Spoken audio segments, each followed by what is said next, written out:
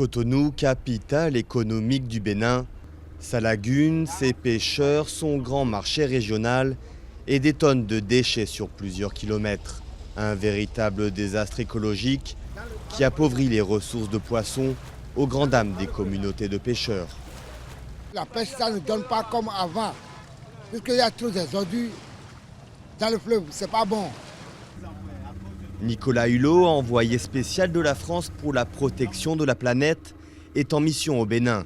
Son objectif, obtenir un engagement du gouvernement béninois pour réduire ses émissions de gaz à effet de serre en amont de la conférence climatique de Paris fin 2015. Les conséquences du changement climatique sur le Bénin sont préoccupantes. Le nord du pays est de plus en plus aride et la montée des eaux menace le sud côtier.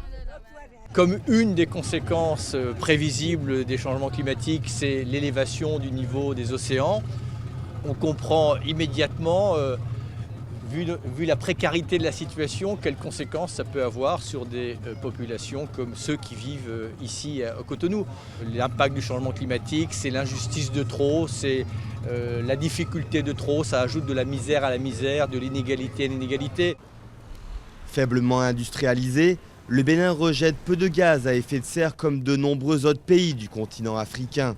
Le défi étant de se tourner vers des énergies propres comme le solaire ou l'éolien, tout en limitant le recours aux énergies fossiles dans les décennies futures. Une transition énergétique coûteuse que le Bénin ne pourrait supporter seul.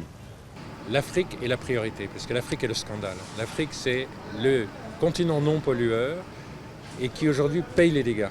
Et il faut que les pollueurs aident à réparer les dégâts qu'ils ont causés. Et je pense qu'autour de l'électricité en Afrique et du renouvelable, c'est-à-dire une électricité propre en Afrique, je pense qu'on va obtenir des résultats, des avancées. Le Fonds vert pour le climat lancé en 2010 doit permettre d'aider financièrement les pays en développement pour s'adapter au changement climatique. Aujourd'hui, il n'a récolté que 4 milliards de dollars, mais la conférence de Paris prévoit un accord pour plus de solidarité.